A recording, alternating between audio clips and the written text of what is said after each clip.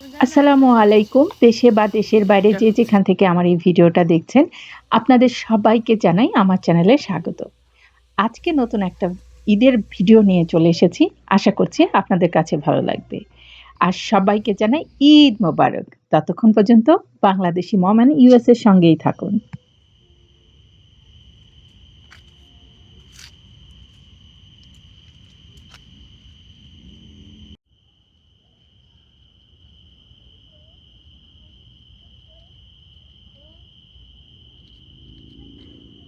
Eid decoration ব্লগে দেখিয়েছিলাম কিভাবে আমি বাসার বাইরেটা লাইটিং করিয়েছি। কিন্তু সেই সময় লাইটগুলো জ্বলেছিল না, কারণ ওগুলো আমি দিনে লাগিয়েছিলাম। যেহেতু এগুলো সোলার, এগুলো চার্জও নিয়েছিল। তো এখন ঈদের দিন রাত আলোয় তো আমার পুরা বাড়ি ঝলমলা হয়ে আছে। আর সাথে আকাশে এত সুন্দর একটা চাঁদ, কত ভালোই যে লাগছিল। বাইরে এটা আমরা যতক্ষণ ছিলাম খুব মজাই করছিলাম।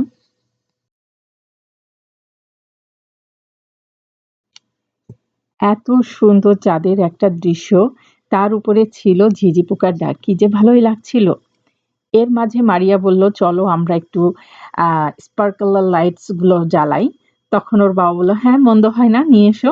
তো সেগুলোও নিয়ে এসে আমরা এখানে জ্বালানোর চেষ্টা করছি।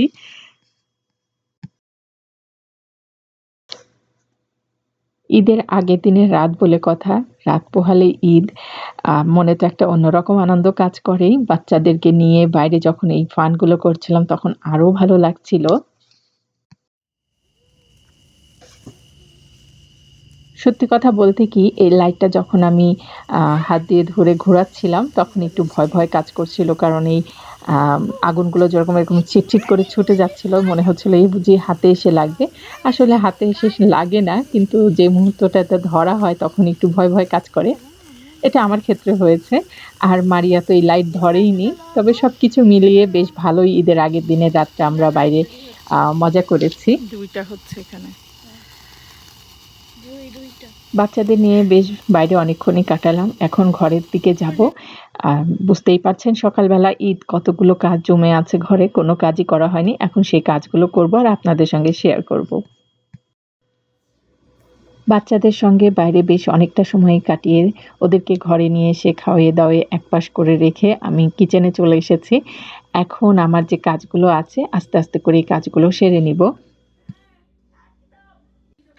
বছরে তো মাত্র ২ টা ঈদ, আর এই ২ টা ঈদ চেষ্টা করি আমার বাচ্চাদেরকে নিয়ে খুব মজা করার বা ওদের সঙ্গে সুন্দর একটা সময় কাটানোর। আর এই সুন্দর সময় কাটাতে গেলে আমার এনার্জি থাকতে হবে 100%।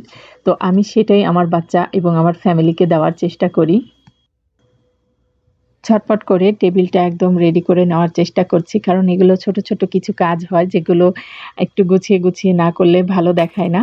তো এখানে আমি কিছু টেবিল ন্যাপকিন নিতে এসেছি। তো সঙ্গে কিছু ন্যাপকিন রিংও নিচ্ছি। তো আমার কাছে মনে হচ্ছিল গত ঈদেও তো ন্যাপকিন রিং নিয়েছিলাম। এবার আর ন্যাপকিন রিং ব্যবহার করব না। ন্যাপকিনগুলোই সুন্দর করে ফোল্ড করে টেবিলে দিয়ে দিলে বেশি ভালো লাগবে। তো এবারটা আমি সেটাই করার চেষ্টা করছি। এখন আমি টেবিলে গ্লাসগুলো দিয়ে দিচ্ছি। আজকে রাত্রে আমার খুব বেশি রান্নাবান্না বা মিষ্টান্ন বানানোর এরকম কোনো ঝামেলা নেই। কারণ মিষ্টিগুলো আমি আগে থেকেই বানিয়ে নিয়েছিলাম। এখন শুধু যে ডেকোরেশনের কাজ বা থালাবাটিগুলো বের করে একটু গুছিয়ে রাখা, সেগুলোই করব। আর এই যে দেখুন, ন্যাপকিনগুলো আমি ভাঁজ করে টেবিলে দিয়ে দিয়েছি।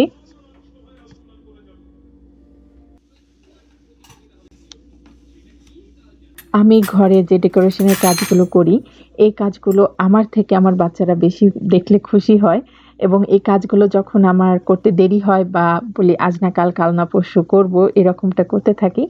তো দেখা যায় যে আমার বাচ্চারা একটু বোর ফিল করে এবং বলে, "আম্মু তুমি কখন এগুলো করবে? কখন ঘরের মধ্যে একটা ঈদ, ঈদ আমেজ আসবে?" তো দেখা যায় যে আমি যে কাজগুলো করি, আমার এই কাজগুলো আমার বাচ্চারাও ভীষণ পছন্দ করে। আমার নিজের থেকে ভালো লাগে জন্যই করি।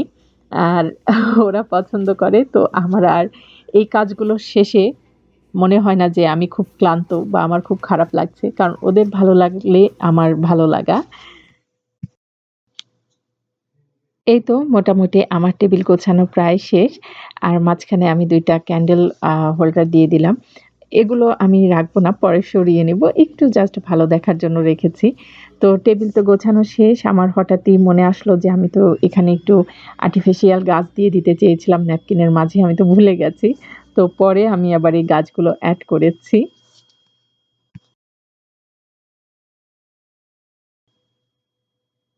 আমি আসলে চেষ্টা করি রান্না-বান্নার মতো যে ভারী কাজগুলো আছে, এগুলো দিনেই সেরে ফেলার। কারণ রাত্রেবেলা ওই রাত জেগে এত রান্না-বান্না সব কাজকর্ম গুছিয়ে নিয়ে দেখা যাবে যে ঈদের দিন সকালটা তখন চোখে থেকে ঘুমই কাটছে না। তো এই জিনিসটা আমার করতে ভালো লাগে না।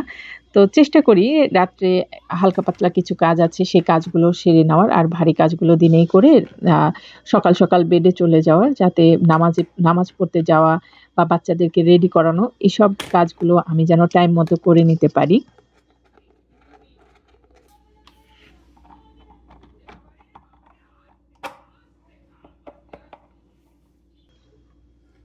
আমি এখন সব রকমের থালাবাটি রেডি করে নিচ্ছি। কোন বাটিতে কোন তরকারি রাখবো বা কোন ট্রেতে কোন স্ন্যাক, মিষ্টি থাকবে। তো সেসবই ভেবে-চিন্তে সব একবারেই রাত্রে রেডি করে রাখছি। কারণ এই ছোট, ছোট কাজগুলোই কিন্তু বেশি সময় লাগে। তো এগুলো যতটুক সম্ভব কাজ আগায় রাখলেই ভালো। এখানে যেহেতু আমি ডেজার্ট বা স্ন্যাক রাখবো, তো তার পাশেও লাইট দিয়ে দিলাম। আর এই ওয়ালটা তো জানেনই, এখানে আমি ডেকোরেশনের সব কাজগুলোই করে থাকি। আর এখান থেকে লাইটগুলোও খুলি না। দেখা যায় যে বিভিন্ন অকেশন এ আমার এই লাইটগুলো লাগে। তো এই তো আমার ডাইনিংটাও গুছিয়ে এদিকে লাইট-টাইট সব সেটআপ দেওয়া হয়ে গেছে। আমি ২ টো ফ্রাইং প্যান কিনেছিলাম। তো এই প্যান দুটো এখন সুন্দর করে ধুয়ে-টুয়ে চুলার উপরেই রেখে দিব। যাতে সকালে এই ২ টোতে আমি রান্না করতে পারি। আলহামদুলিল্লাহ আমার যে কাজগুলো রাতে গুছিয়ে গাছিয়ে নেওয়ার দরকার ছিল সেগুলো করে নিয়েছি। এখন একবারে ঈদের দিন সকালে আপনাদেরকে নিয়ে আসলাম। ঘুম থেকে উঠে এসে দেখি রান্নাঘরটা পুরা আলোতে ঝলমল করছে। রাত্রে যেহেতু অন্ধকার ছিল, অন্ধকার, অন্ধকার আলোতেই আমার সব কাজগুলো করেছিলাম এবং ভিডিওগুলোও করেছিলাম। কিন্তু সকালে এরকম ঝলমলে আলো দেখে খুব ভালো লাগছে। তো এখন একটু আমি বাইরে চলে এসেছি। আমি কিছু ফুল কেটে একটু তাজা ফুল আমি একটু কিচেনে দিয়ে রাখবো। চেয়েছিলাম এবার বাজার থেকে ফুল কিনে আনার জন্য। কিন্তু তার আর প্রয়োজন হয়নি। কারণ আমার বাগানেই মাশাআল্লাহ অনেক ফুল ফুটে আছে। এত, এত গ্ল্যাডিওলাস মাশাআল্লাহ হয়েছে। তো আমি এখান থেকে কিছু, কিছু গ্ল্যাডিওলাস কেটে ঘরে নিয়ে আসলাম। নিয়ে এসে এখন পানিতে যে জায়গাটায় দিব সেখানে রেখে দিব। আমার এই প্রত্যেকটা কাজ স্টেপ বাই স্টেপ করতে আমি দেখা যায় যে আগে থেকেই খাতায় লিখে রাখি। না হলে আমি ভুলে যাই কোন কাজটা আগে কোন কাজটা পরে করে ফেলি। দেখা যায় যে অনেক সময় একটা কাজ আমার বাদই পড়ে যায়। তো যার কারণে আমি সবকিছু খাতায় লিখে রাখি এবং একটা করে কাজ কমপ্লিট করি আর কেটে দিতে থাকি। তো যেকোনো অনুষ্ঠানেই আমার এই কাজগুলো আমি আরকি করে থাকি। এখন কোনমতে আমি এই জায়গাটা রেডি করে রেখে দিচ্ছি। এখন চলে যাব হচ্ছে ঈদ মাঠে, তার প্রস্তুতি নিয়ে নিব। তো এই যে আমরা ঈদ মাঠের উদ্দেশ্যে বের হয়েছি। এর মাঝখানে আমার বাচ্চাদেরকে ঘুম থেকে উঠাতে হয়েছে, ওদেরকে রেডি করাতে হয়েছে, নিজের রেডি হতে হয়েছে। তো সবকিছু ব্যালেন্স করে গুছিয়ে গাছিয়ে আমরা বের হয়েছি আলহামদুলিল্লাহ। Mhm. এই যে আমার ২ টা Kapandan পাখি লাগবে। রেডি হয়ে বসে গিয়েছে গাড়িতে। আমরা বেশ খানিকটা যেতেই সামনে দেখি পুলিশের গাড়ি দাঁড়িয়ে আছে। তো আমরা এখানে অনেকক্ষণ সময় নষ্ট করেছি। এই বাসাটার সামনে বা বাসাটার ভিতরে কিছু That's একটা big. হয়েছিল। যার কারণে পুলিশ রাস্তাটা অনেকক্ষণ আটকিয়ে রেখেছিল। আমরা তো ভাবছিলাম নামাজটা পড়তে যাচ্ছি, নামাজটা পাবো কিনা। তো একটু টেনশনও কাজ করছিল। আর পাশের লেন দিয়ে যে যাবো, ওরা সে ব্যবস্থাটাও করেনি।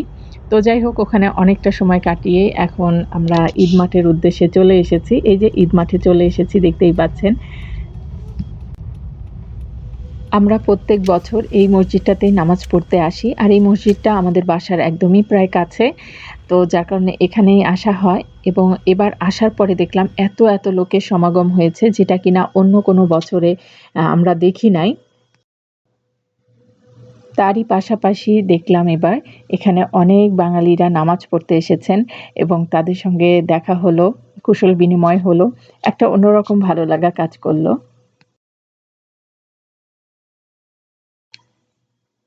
এখানে ঈদ মাঠে নামাজ শেষে সবাই দেখা যায় বাড়ি থেকে কিছু না কিছু খাবার নিয়ে আসে। তো সেই খাবারগুলো সুন্দর করে সাজিয়ে রেখে দেয়। যে যার ইচ্ছা মতো একটু, একটু করে খাবার নিয়ে নেয়। তো আমরা প্রত্যেকবারই আসলে কিছু না কিছু খাবার নিই। তো মায়েরা মাফিন নিয়ে নিয়েছে।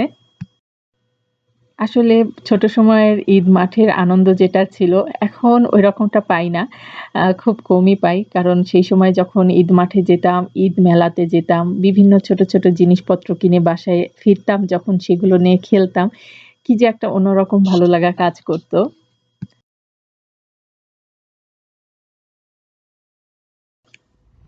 আসলে সময়ের সাথে, সাথে সবকিছুই তো পরিবর্তনশীল। তো এখন বাচ্চারা মজা করে, আমরা সেটা দেখি, দেখে আমরা আনন্দ পাই। তো নামাজ শেষে এখন আমরা বাসার উদ্দেশ্যে রওনা দিয়ে দিয়েছি।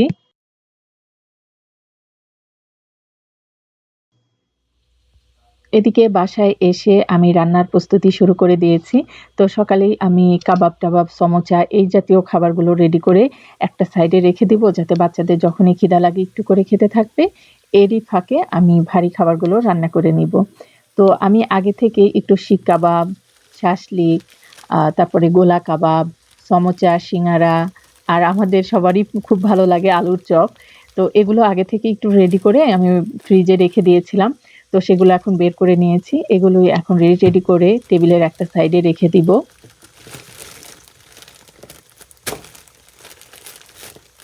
ওইদিকে আমি সমোচা, সিঙ্গারা তারপরে কাবাব ওগুলো ভাজতে বসিয়ে দিয়ে এসেছি। এখন আমি ডেজার্ট যে জিনিসগুলো আমি রেডি করে রেখেছিলাম সেগুলো দিয়ে দিচ্ছি। আমি এবার খুব বেশি কিছু করি নাই। একটু কাস্টার্ড করেছিলাম, একটু ফালুদা আর দই বসিয়েছিলাম। এত বেশি কিছু করি নাই ডেজার্ট। এবার ঝালের দিকটা একটু আমি বেশি ফোকাস করেছি। ঝালের জিনিসগুলো একটু বেশি বানিয়েছি। আর রোজার ঈদে মিষ্টান্নটা বেশি বানিয়েছিলাম, ঝালটা কম করেছিলাম। এবার এরকম ঝালের স্ন্যাক জিনিসগুলো বেশি করেছি। আর মিষ্টান্নটা কম করেছি। একটু ব্যালেন্স করার চেষ্টা করেছি আরকি। এই তো সিঙ্গারা, সমোচা, আলুর চপ সবকিছুই টেবিলে দিয়ে দিলাম। এখন কাবাবগুলো রেডি হয়ে গেলেই আ আমি এই দিক থেকে অন্তত একটু ফ্রি হতে পারবো। কাবাবগুলো ভাজা হয়ে গেছে। কাবাবগুলোতে একটু কলার স্মোকি ফ্লেভার দেওয়ার জন্য একটু ঢেকে রেখে দিয়েছি। সাথে শাঁসলিকগুলোও ভেজে নিবো এখন। এদিকে ক্যামেরার পেছন থেকে মায়রার বাবা আমাকে সাহায্য করে যাচ্ছেন। আসলে বিদেশের মাটিতে সব কাজ একা হাতে হ্যান্ডেল করা অনেক কঠিন। হয়ে যায় সব কাজ। তারপরও দেখা যায় নিজের উপরে অনেকটাই প্রেশার পড়ে যায়। তো সেই জায়গা থেকে যদি কেউ সাহায্য করে তাহলে অনেকটাই আ মানে আরাম লাগে। তো মায়রার বাবা আলহামদুলিল্লাহ এরকম সব রান্না-বান্না কাজকর্মে আমাকে অনেকটাই সাহায্য করেন। আমি অল্প করেই খাবারগুলো রেডি করে নিচ্ছি। কারণ অনেকটাই গরম পড়েছে আর খাবার নষ্ট হয়ে যাওয়ারও একটা ভয় থাকে। তো যখন লাগবে তখন দেখা যাবে আবার একটু ভেজে নিবো। সেটাই ভালো হবে। যার কারণে এখন একটু অল্প, অল্প করে নিচ্ছি।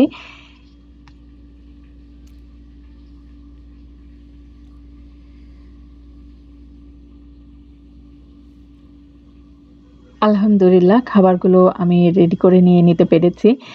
তো খাবারগুলো খুবই মজার ছিল। আর বিশেষ করে এবার সমোচাটা আমার ফ্যামিলির খুবই পছন্দ হয়েছে। আর মারিয়া তো সমোচা খুব পছন্দ করে। তো ও ভীষণই এটা পছন্দ করেছে।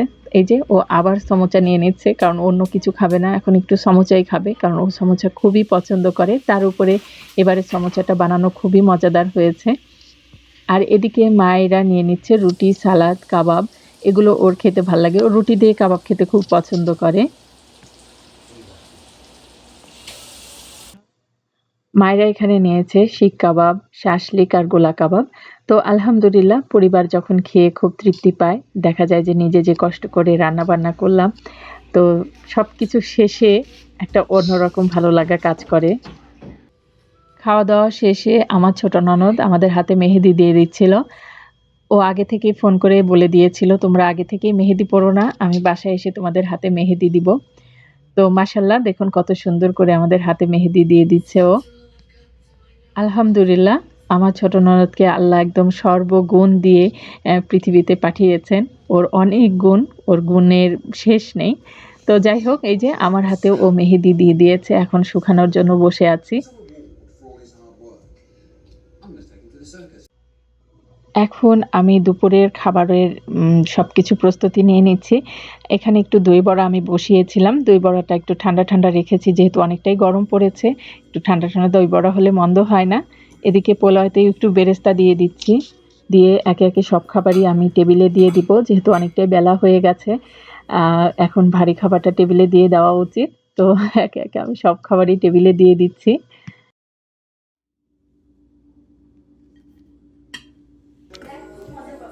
চেষ্টা করি টেবিলে সবারই পছন্দের খাবার একটু, একটু করে রেখে দেওয়ার যাতে সবাই খুব খুশি হয়।